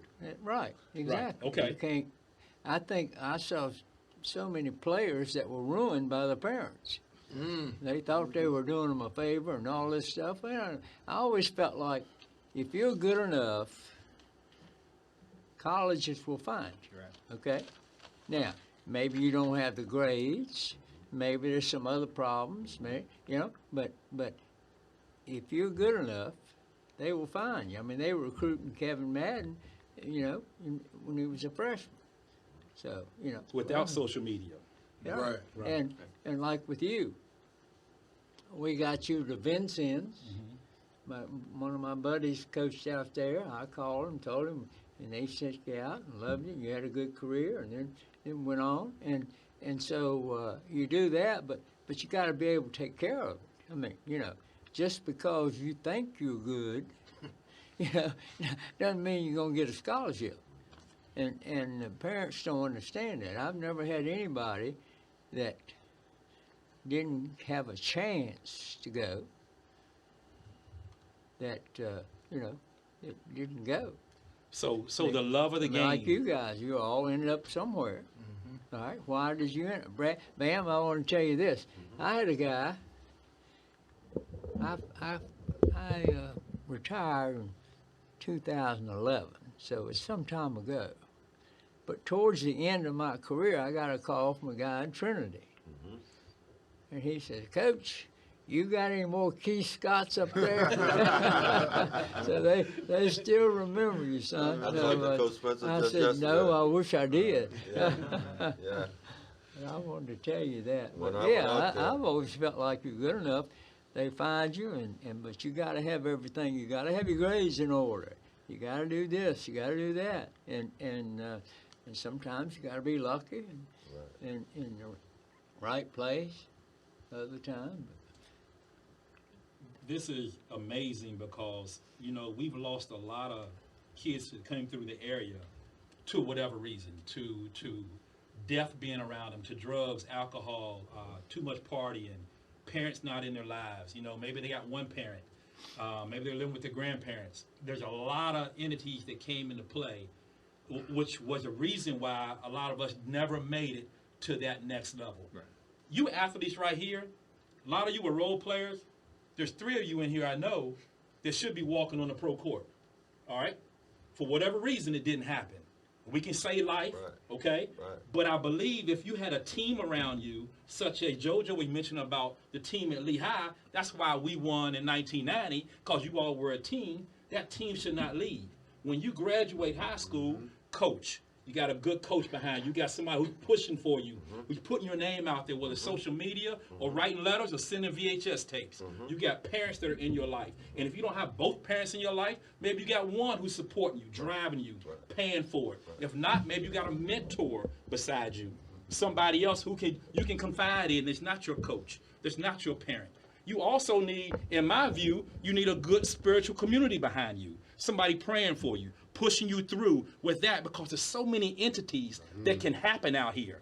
Remember, when we leave Coach Hatcher's court at 5 o'clock in the evening, we're going to a place now we got to fend for ourselves, right? We got to find out how to get through life on our own. We can call coach the next day. We can call coach. Coach might come pick you up somewhere, whatever. Coach Hodge. Great coach, yes. But there's so much that we need around us to get us to that next level. I mean, let me go to that level. So, for us as a group, especially collectively with the three of us, myself, Marcus, and Keith, Adam eventually came on to that group, but we all grew up in a community because all of our families became one family. We all traveled together. We all went to Memphis, Tennessee together. We went to Nashville together. You know, we all were a family. We all looked after each other. That's the one thing that I will say about this group, especially outside of the starting five. We're talking about the other guys, the Garys, the Peteys, you know, the Thomases, the Jason Wares, the Chris Davises, the Shane Bushes, those guys. We were all took care of each other. We all made sure that everyone took care of each other. It was always we looked after each other. Even at the fact of it didn't matter where you were, it didn't matter what situation you were in, we always looked after each other. We always made sure, Keith, you all right? Keith, you good? Keith, you not good? All right, we're going to take care of you. Marcus, how you doing? All right, whatever the case. Reg, what you need? You need anything? Whatever the case may be. To us, when you come through R.E. Lee, it's not about the team that you played on. It's the fact that you played for R.E. Lee. And everyone knows if I played for R.E. Lee and I played for Coach Hatcher, I got a family member somewhere. I got a brother I can count on. I got somebody that I know, no matter where it is, they play for Coach Hatcher. They know the same standard. They know the sweat. They know the hell that I went through. They went through that same thing. And it's one of those deals of, I know the brotherhood, as Keith had said earlier, I know what the brotherhood is about. I know what R.E. Lee meant to all of us. No matter if you won, if you didn't win, but you knew what it meant to you. You knew what it meant to have that Lehman or the fighting Lehman across your chest. You knew what that was about. Yeah. So, to me, we had always been a family. If somebody doesn't make it, so what? As long as they making it in life and they're doing okay, and they know if they call me, I'm there for them, I got their back, whatever the case may be. It's not about going to the next level for a lot of people. It's not. So what if you don't make it to the next level? Well, I'm okay with that. Well, yeah. Well, you know? And as you should be. But speaking of this one, right. You know, so let's lead into this. Let's talk about, and we can get ready to wrap things up after this and put the spotlight on Keith for a minute. Let's talk about one night. I think everybody may know the night we're going to talk about a little bit, right? I personally, I look at Bam as a little brother. I think personally, and he'll be able to clean it up, I personally think that had more to do with him not going to the next level, but it's the night that Elliot Dickerson gets killed. Right? And I'm going to let Bam just speak on that. And It was okay. I got the call from Elliot. He's coming in. You know, he played baseball for Marshall. And I'm excited to know that their baseball season is getting ready to start. He was a pitcher. So he gave me a call, and I know he's coming to watch a major game with us in Waynesboro. Because, of course, he and I, we both, that was our playground as well. So it's not like we was going to Waynesboro in a strange place. We was going to Waynesboro because that was our home, too. You know, a lot of people don't understand that, but me and Elliot, you can say that we're a part of Waynesboro just as much as Waynesboro was, Corydon was a part of Stanton. So it wasn't like we knew we was going into any type of hostile situation, period. But fast forward it, we win the game, we come home, all I know is Elliot is pulling up to pick me up because we get ready to go to Harrisonburg.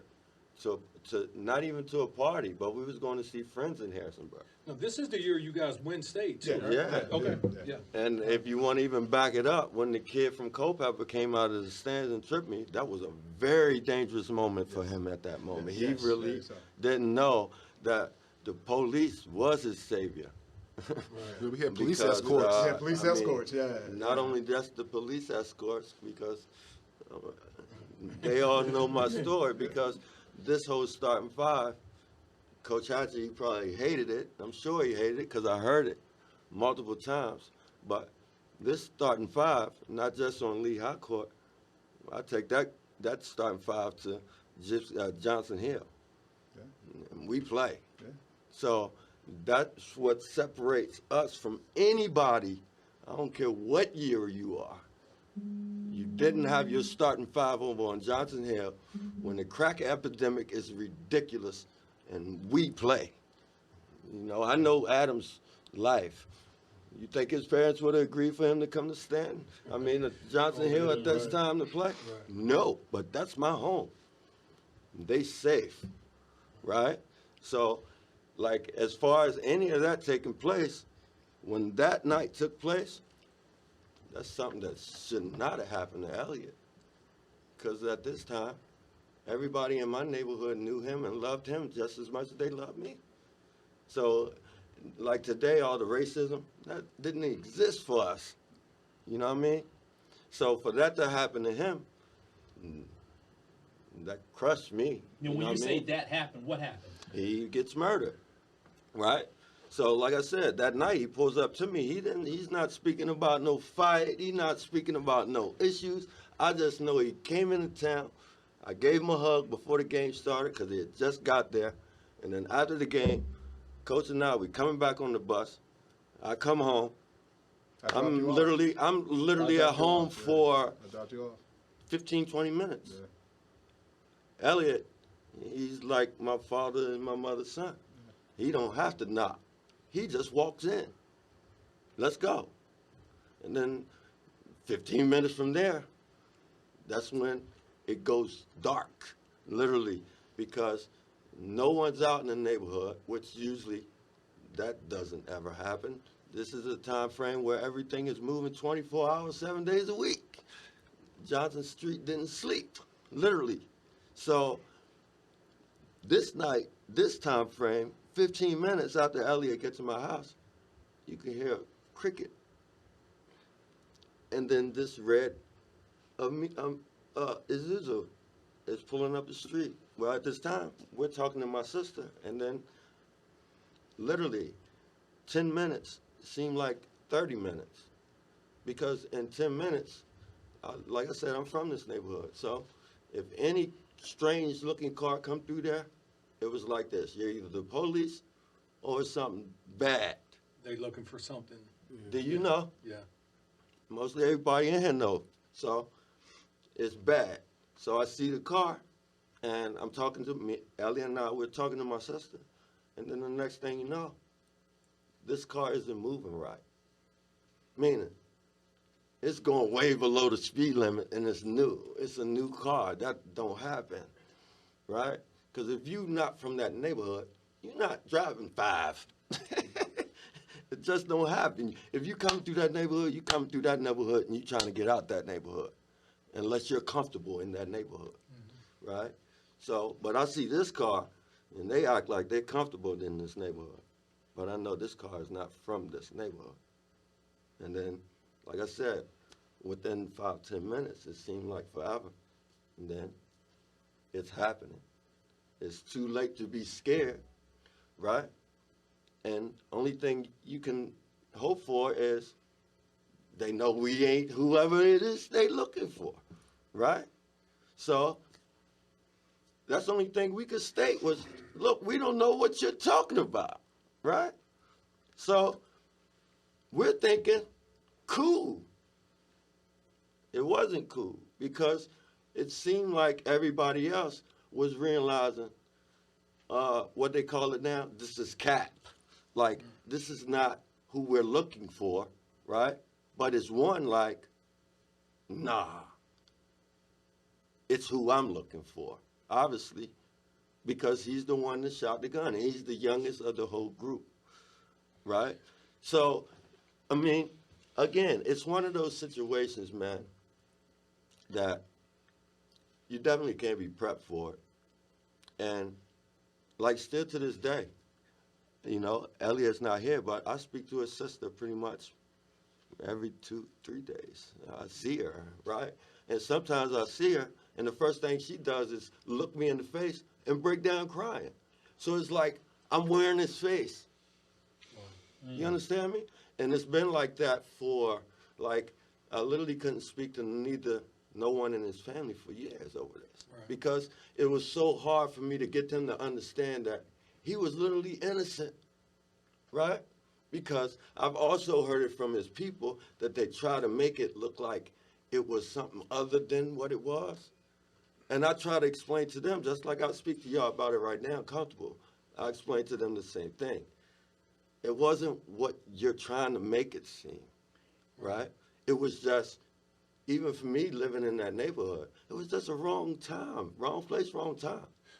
Let me ask you, well, Coach Hatcher, so after that night and you find out that your star player, or one of your star players, was involved in a shooting with, and I know you knew Elliot as well. Mm-hmm, yeah. What immediately went through your mind? Well, I was concerned because they said that these people were going to come after Keith also, you know, and so that was a big concern. And then when we went to the games after that, we had a police escort and to go with us just in case something happened. And so we were worried about Keith, but you know, it was sad that Elliot got shot. Right, right. And Keith, you know as well, you know, and Elliot being over in that neighborhood, just and Elliot being a white kid. That's right. The racial dynamic of what happened, I know it didn't sit well with a lot of people in the community, and that's the thing that broke my heart. Right. You know, outside of Elliot getting killed, it just seemed like it drove a bigger wedge. Well, you got to think, I had to wear that. Y'all don't realize it. I had to wear that. A lot of people that knew kind of somewhat the truth, a lot of people that didn't understand it. Like literally, I could say, even still to this day, it just happened last year. I'm walking, like, y'all don't understand.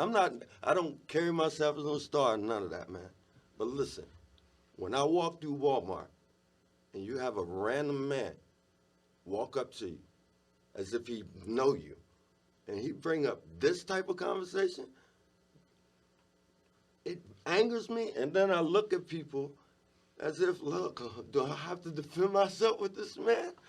Because I can't determine what he's thinking, nor do I know this man. But I've been having to wear this still to this day. Right. Wow, right.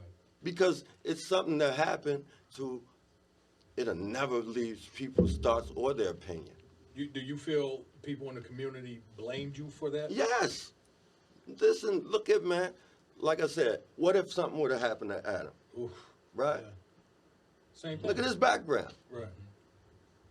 They would have blamed me again because they're like, what the hell are you doing over there in that neighborhood? Well, he over there with Keith, right? But they don't realize, I don't care who you are, where you come from, white, black, Asian, it don't matter. If you was Keith, am I wrong? We come to my neighborhood, you safe. Absolutely. Am I wrong? Am I wrong? Am I wrong? You safe. I don't care where you come, male or female. So when something like that was to happen to Elliot, some people had nothing else to do but to blame me. Do you feel it affected your basketball? Hell yes, because that's something that it never, you think it don't leave people, like I said, still to this day, that approach me out of the blue. You think that'll never leave my thoughts or my emotions. Right. ever. I guess what I'm, not from a people standpoint, but I mean from your desire. Yes, being scared. listen, man, listen. The reason why I state all of this is to say this, man. Look, okay, after that happened, the closest coach to me is that man right there. Right. And the night that happened, first thing Coach Hatcher, and I'll never forget this. What you said, Coach Hatcher? Come live with me.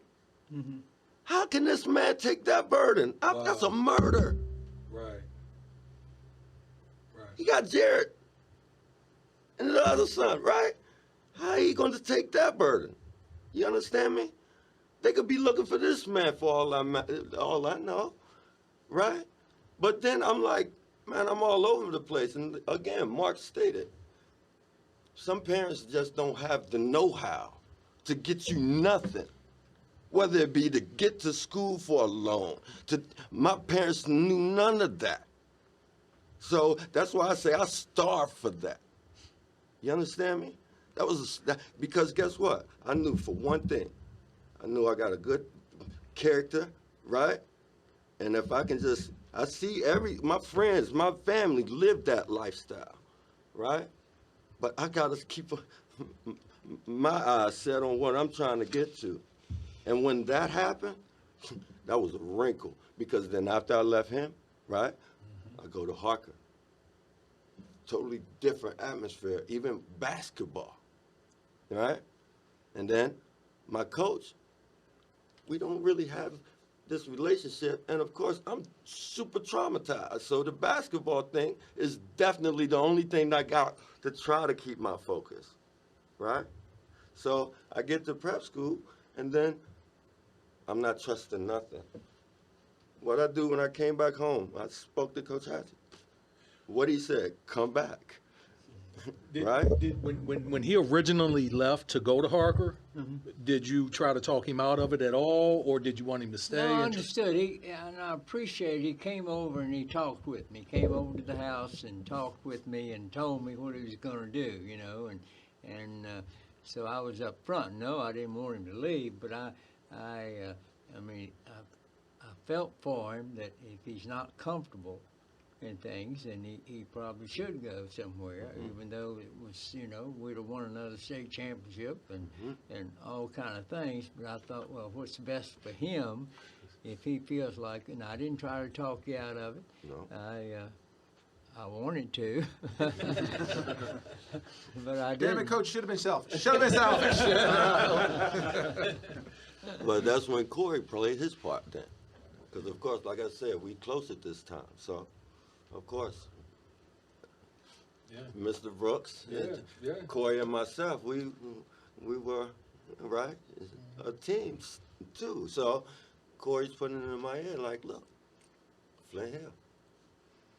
Well, he wasn't telling me in the other ear, Oak Hill, right? But he's telling me Flint Hill. But also he's telling me that his relationship with Coach Better ain't the greatest. So he's trying to tell me what to expect. But again, all of this is brand new to me, right? And I got so much going on right now. It's unreal. So I'm like, man, I'm going with you, Corey. And I trust him, right? Because if it's anybody else, like I said, you probably couldn't have got me to make that move. The Virginia High School League, we went to them with the hardship when he wanted to come back to Lee, and they approved it. They approved that he could come back and play, but then Harker Prep said if you leave, you're not going to be eligible, and they.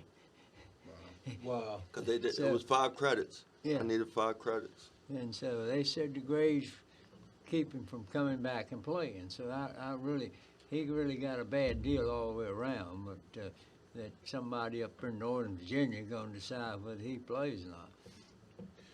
Adam, what was the climate in your household after that night? I think it was more, not necessarily the decline of my household, but I think as a group, we were really concerned about Keith. I mean, we weren't focused on each other. We were worried about him as a person, but then too, playing, it was like, you know, we didn't know whether he's going to come back or not, because this happened the week before the Valley District Tournament. Right. And so it was a Thursday night, Waynesboro. We always played them on a Thursday night. Friday night was. Fort Defiance. Well, no, we played didn't have to play anybody. No, we did play Fort. We played Fort. It was a Friday makeup night. game or something. It was a makeup game. We played Fort that Right. Friday So, night. but Even Jill- after that happened, y'all still All right, played we that? well, played- because we played a generally, week later, generally the yeah. week before the Valley District, Coach gave us that Friday off, or something happened where we would have a Friday game the week before the Valley District. But anyway, I remember that, you know, hearing the news the next day, and we were like, oh my gosh, is he ever going to come back again? And then, you know, if he is, going through that scenario, and I remember having that discussion with you on the bus. He got us all just like you did a couple minutes ago, and told us exactly what happened. Yeah. And you could have heard a pin drop, and we're all sitting there listening to him, and it was really courageous for him to even come back after that. I mean, we were all in his corner, and you know, we all, you know, thought the most of him, and you know, so again, we were just very supportive of him, but I was never concerned about my health or, you know, getting shot up or whatever. I didn't even think about that. I was maybe oblivious to it, quite honestly. I was just focused on, you know, Keith and, you know, being together as a core group. And that was the main focus of what we did. And, of course, that next week we got together and we you know, We got sequestered. Because remember, we got sequestered. All of us we had to sit in the room that entire day. Because of the shooting? Because of the situation. Really? All of us had to sit in that room for that entire day. We couldn't go to class, nothing. We had to, because at the time, no one really knew what was happening. No. Because all of us were, because the funny, I dropped Keith off. Right. Me and Petey were together. We dropped Keith off. Yeah. Literally, we dropped him off Yeah. 5 minutes before all this happened. And that's how crazy the scenario goes down is we dropped him off to then turn around and say, the next day, Right. this happened. Right. And then you get to school and we all get shuffled into a room, not really knowing what's really going on. The entire team? The entire team at that time. And all of us didn't really, some of us knew what was going on, but all of us didn't really know what all had happened. Right. So at that point, we didn't know where he was. We didn't know what the situation was. We just were all there. So the next situation was Coach had made the statement that we had a situation, Keith was involved, Keith's okay. All of us, I think, took a collective breath and were like, okay, as long as Keith's okay, that's all we care about. Basketball to us really didn't matter. It just was more about him. And then it was the next phase of getting into that next day of, okay, now we see Keith. And now Keith has that discussion with us as a group, collectively. And when he said what he said to us, and again, that's for us to know. Right. It changed us because it made us want more for him to take us to finish off what we had accomplished. Was if he was like, we gonna get this done, it changed. That was like, all right, that's all we need to know. But by that time, you guys had known that Elliott was killed. Yes. though. Yeah. You're We knew. right. Okay. Yeah, we knew. Okay. But it was the point of when Keith said, we're going to do this for him, Okay. and he was okay, all of us collectively said, It's go. all right, it's a go. I think if Keith would never have said to us as a group, I don't know if I want to finish this, it might have changed how we collectively would have went about what we did. So 2, 3 quick things. That night, I had spoken to Dad, I guess, at some point. Dad told me what had happened. But Brandon called me and said, the principals, all 3 of the principals at our school were here, and the police chief, and a bunch of police officers. At the house? Yeah, they all came. So you think about the world we live in today where these things are, they like had a crisis center at the house trying to figure out how to operate and what they're going to do. And that's probably where they made the decisions to, and to be honest, and we've kind of touched on it in a lot of different ways, but so we joked about the Charlottesville game. So we go to Fort Defiance and we walk into Fort with police escort. And that was with their old gym, which is crowded anyway. And so we didn't know how Keith was going to react or how these guys are going to react. And then the Charlottesville game is about a week and a half after. And so we're all in the blue room, our locker room, and Keith's not there. Yeah. And collectively, everybody in the room is thinking awful thoughts, and everybody's terrified. And he looks the same and stern and always on message. Here comes Keith, who he loves more than anybody. And he walks in and says, "You're late. You're not going to start." Yep. And I thought, They're so right. After all of that.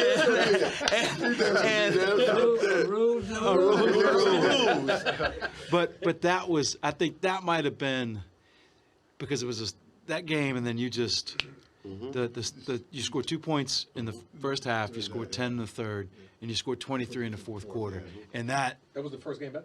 That was like There was a third game back. third game back. Third game back. But that was all right. He's not only back, but he's okay. And then you frame it with the kid from when the kid came out of the stands at Culpepper.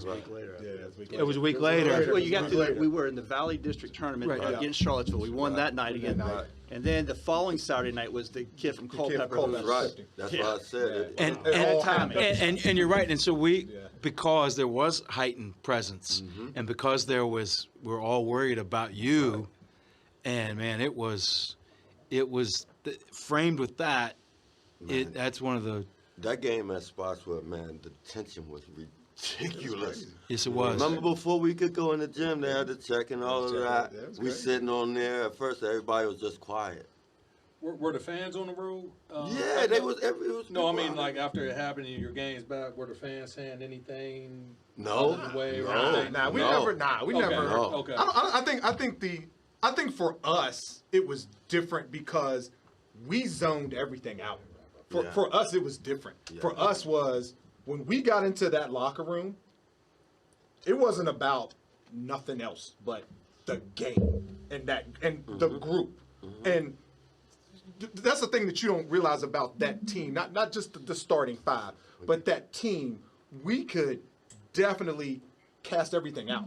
Was when once we got in that locker room and we did Soul Train line. We did the Soul Train line. Once the Soul Train line started, it was over. It was over. It was over. It was how bad are we going to beat you? Yeah. That's what it was about. It was never about. We joked around and everything on the bus, and we could be the most non-conformist and whatever, not thinking about the game on the bus or whatever the case may be. And Coach was cool because Coach would be like, he wouldn't say anything. He let us do whatever we wanted on the bus because he knew once we got in that locker room, all that shifted. By the way, Reggie always wore the Soul Train. So he did a James Brown split. James Brown split. On the bus. I don't care any dunk he's ever done. That's James Brown split. Okay. But the Soul Train line was the key. So once you did that Soul Train line, and everybody did it, everybody danced in it, and it as good as bad, whatever the case may be. But it was that, and then once PD did the prayer, over. It's on. As soon as the prayer was over, flipped, and it was we are going to destroy somebody, and so that's what I think the difference became for us was we could take everything out of the world out on that floor and leave it out there, and then knowing that we had our brothers, and that was what it was about. It was about the brotherhood that we had outside of that, and then after that, everything else was self-explanatory. Hey, look, you all are just sitting down, watching, listening to the Valley Boys, the 1990 Robert E. Lee High School boys basketball team. I'm going to tell you, JoJo said it earlier. Life happens. Things happen. Life is tough for any of us that we go through. If you have a child now that's going through the high school ranks, it's hard to function and get through this time and still be successful in that sport. There's always other ways you can be successful, but these guys went through some stuff, and they still won. The Soul Train line was their thing. Their Alta Vista moment was their thing. Right. Their Charlottesville moment was their thing. They had moments in life that made them gel, and they were able to get to that next realm. And I just want to thank these guys for coming on here today. Coach Hatcher, always good to see you, young man. Nice to see you. Yes, sir. Brandon, always good to see you. And before we head out, anything you all want to say about what you guys are doing now? I know Marcus mentioned his ventures. Or anybody want to say anything about what you guys got going on kind of like the word they now. What are you doing now? This is your moment. Yeah, where do you guys live? Yeah, where do you? Yeah. Well, I live in Stanton. I got my Crucial Sportswear brand. It's brewing, and if you need any jersey, anything, if you need a washcloth to wash your butt, it's Crucial. You used to have monograms. Bam was a freshman, and he would KES1. I know. Can you get a washcloth with Jared's face on it? We can do it, Dan. We'll get it. All right, Adam. So I am the corporate recruiter for the Quick Creek companies. I live in the Atlanta, Georgia market. I travel pretty much the continental United States. So I've been doing that for a good period of time. I worked for DHL for about 20 some odd years, doing pretty much the same thing. So that's pretty much where I am, what I've been doing. So living the dream. All right. I'm just currently employed at Augusta Health. Okay. Still living in Stanton. Reggie Watts. So I'm live outside of Raleigh, North Carolina. I've worked at the collegiate level, at the federal level, and now at the local level in the recreation setting. I'm assistant director of Parks and Rec. I find it gives me a good time to. I'm a travel ball coach, so I do a lot of that. Going along with a lot of the things Coach Hatcher taught me. Really hard-nosed defense. Imagine that hustle. Yelling at kids. All they do set picks. Set screens and rebounds. That's all you got to do. So I make it work with a lot of affluent kids that try to make them hard-nosed. But so that's what I do now. So coaching and recreation. Jared? Almost finished teaching at Stanton High School. I got a couple more years to go, and I'm assistant basketball coach at Bridgewater College. This is my third season back there at Bridgewater. And it's been a great thing. I will say February 1st of this year, we lost Gary Coggan. Gary passed away suddenly, and, I went to his funeral, and I spoke at his funeral, and all the accomplishments that he had all his league gear and all his memorabilia. And it was interesting to connect to some of his Charlotte friends and then some of his college friends that I knew. They talked about, that's what Gary talked about all the time. That was his proudest achievement, was being a state champion and with you guys. By the way, Gary, he always opened his house up to us. Yeah, sure did. Always. Never a question. And of course, we was always nervous because Gus, we lived down the street. Damn right. Yes. Coach Hatcher, the eyes are out. Well, let me say before we go, I've enjoyed this, and you were a special group. You had your duties, and you did what you had to do to make the team successful, and we had good outside play and good inside play, and guys, as I say, just no nonsense. When they threw the ball up, you were ready to go, and that's special. It's not always that way, and so I'm very fortunate I had a chance to coach all you guys. Thank you, Coach. Coach turns 80 tomorrow. Happy birthday.